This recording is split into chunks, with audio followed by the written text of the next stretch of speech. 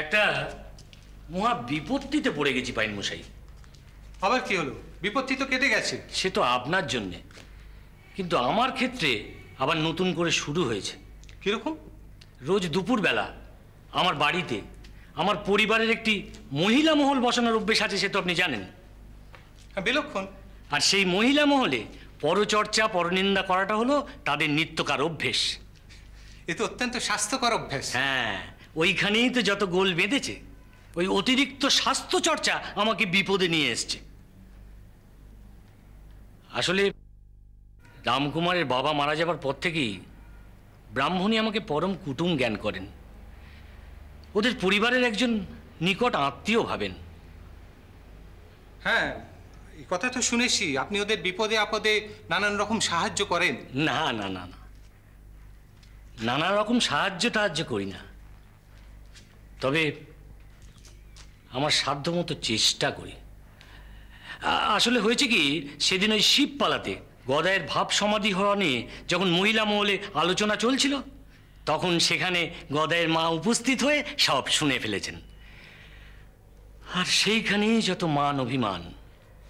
বেশ, তো এ তো ভালো কথা। হ্যাঁ, ভালো কথা? কি বলছেন মশাই? হ্যাঁ না, মানে বলছি কি, আপনার সঙ্গে তো মুখ দেখা দেখি বন্ধ হয়নি, আর কথাটা চালাচালি হয়ে আমার অন্দরমহলেও পৌঁছেছে। যা শোনা গেছে তাতে আপনাদের দুই পরিবারের মহিলাদের মধ্যে এখন মুখ দেখা দেখি বন্ধ। হ্যাঁ, অনেকটা তাই। কিন্তু আপনার সঙ্গে তো মুখ দেখা দেখি বন্ধ হয়নি। আপনি ওদের বাড়ি যাচ্ছেন, গদাইয়ের সেবা যত্ন করছেন, ছুঁচ্ছেন। হ্যাঁ, তা ঠিক, তবে গদাইকে দেখছি, ছুঁচ্ছি, এসব আপনি কি বলছেন? আপনার পুণ্যের ভাগ তো কমছে না। আপনার পুণ্যের জোরে আপনার স্ত্রী কন্যারও পুণ্য হচ্ছে। আমার মশাই এখন পোয়া 12। আপনাদের দুই পরিবারের মুখ কালাকালিতে গদাই এখন আমার বাড়ি খুব আসছে যাচ্ছে। আমার ছোট মেয়ে রুক্মিণী, ও তো গদাই ভাই বলতে পাগল। আমার পরিবার কদিন ধরে জ্বালিয়ে মারছিল কাশি যাবার জন্যে, বিশ্বনাথ দর্শন করবেন। আপনি তো আমার অবস্থা জানেন, একা হাতে আমাকে সব সামলাতে হয়। আমি না যাবার একটা অছিলা খুঁজছিলাম। এই সময় গদাইকে আমার পরিবারে গুঁজে দিয়ে ওদেরও জ্যান্ত বিশ্বনাথ দর্শনের তৃপ্তি দিলাম, আর আমিও ছাড়া পেলাম। ওরা এখন আর কাশি যাবার নামটি করেন না। এই তো গদাই এখন ভেতরেই আছে। হ্যাঁ, আপনি তো মশাই খুব স্বার্থপর। আমি চলি মশাই উল্টো কলে, সতীর পুণ্যে পতির পুণ্য। পরপারের পারানি, এই পুণ্যটুকুই আমার সম্বল। আমি মশাই কারবারি মানুষ, নানান লোকের গালমন্দ খেতে হয়। গদাই, ওখানে যাসনি। আমি যাই রুক্মিণী দিদি, মা খুব রাগ করবে। আপনি তো গানই শোনালি না। গদাই, পুরো মশাই আপনি এখানে কি করছেন? আরে আমি তো এখানে গল্প করছি। তা তুই এখানে কি করছিস? আর বলেন কেন, আমি এখানকার মেয়েদের দিদিদের নাম শোনাচ্ছি। আমার কি আর ছাড়া বাবার কি আছে? যেখানেই যাই সেখানেই বলে, হয় নাম শোনাও, নয় গান গাও, নয় পাঠ করো। পুরো মশাই, প্রসন্ন দিদি, পূর্ণিমা, শেঙাত, এরা সবাই ভালো আছে তো? সবাই ভালো আছে। হ্যাঁ রে, তুই আমাদের বাড়িতে যাস না কেন? যাবো তো, মায়ের মনটা একটু ঢিলে হোক। এই দেখো, এরা এখানে কত দেরি করিয়ে দিল। আজ মায়ের কাছে নিঘাত বকা খেতে হবে।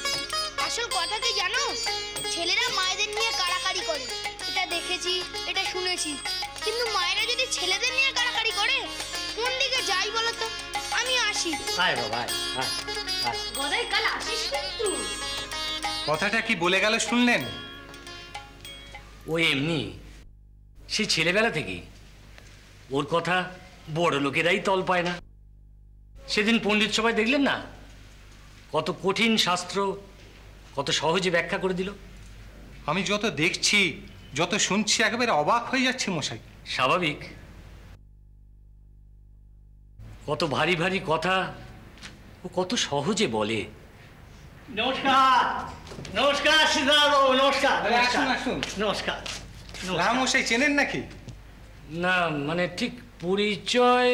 আমার প্রতিবেশী, বণিক পরিবারের বিশিষ্টজন দুর্গাবত দাস পাইন মহাশয়।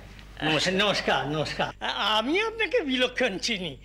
আপনি হচ্ছেন কামারপুকুরের সম্ভ্রান্ত ধনাঢ্য ধর্মদাস লাহা মহাশয়। না না, এইভাবে বলবেন না। আপনারা দুজনে একসঙ্গে এখানে আছেন বলে আমি এলাম।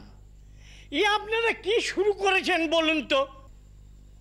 বিশেষত আমি সীতানাথ বাবুকে বলছি, বাড়ির অন্দরমহল বাইরের লোকেদের জন্য একেবারে অবারিত দাঁড় করে রেখেছেন। বাইরের লোক মানে? মেয়েরা রয়েছে, কোনো আব্রু নেই, কোনো বাধা নিষেধ নেই।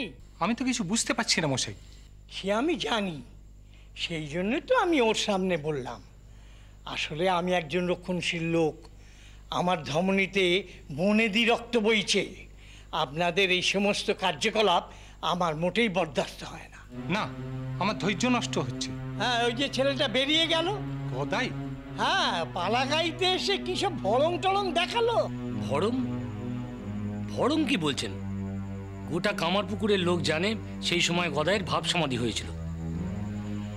স্বয়ং দেবাদিদেব মহাদেব গদাইয়ের উপর ভর করেছিলেন। আপনি জানেন ও কার ছেলে, কার ভাই? জানি জানি, সব জানি, সব জানি, কিন্তু কথাটা তো তা না। কথাটা হচ্ছে দিনকাল যা পড়েছে, দিনকাল ক্রমশ খারাপ হচ্ছে। গ্রাম দেশে কত রকম আপদ বিপদ হতে পারে, কিন্তু আপনাদের হয়তো সে সমস্ত বিপদের আশঙ্কা নাও থাকতে পারে, কিন্তু আমার আছে। আমার ঘরে সমস্ত মেয়েরা রয়েছে, তারা আপনাদের ঘরের চাল চলনে তাদের মাথা বিগড়তে পারে। তাই হাত জোর করে বলছি, এসব আপনারা বন্ধ করুন, এসব বন্ধ করুন। সবার জন্য সব দরজা খোলা রাখবেন না, সবার জন্য সব দরজা খোলা রাখবেন না। লাহা মশাই, দেখুন সীতানাথ বাবু, দুর্গাদাস বাবু আপনার প্রতিবেশী, কাজেই ওর কথার উত্তর দেওয়ার দায়টা আপনার। চলুন। কোথায়? বাউনগিন্নির কাছে।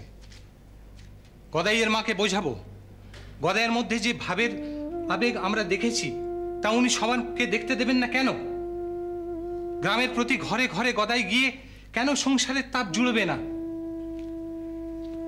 ওকে বোঝাতে হবে যে ভগবান সবার গর্ভে আসেন না, ভগবান কারো একার ছেলে নয়, ভগবান সবার ভগবান।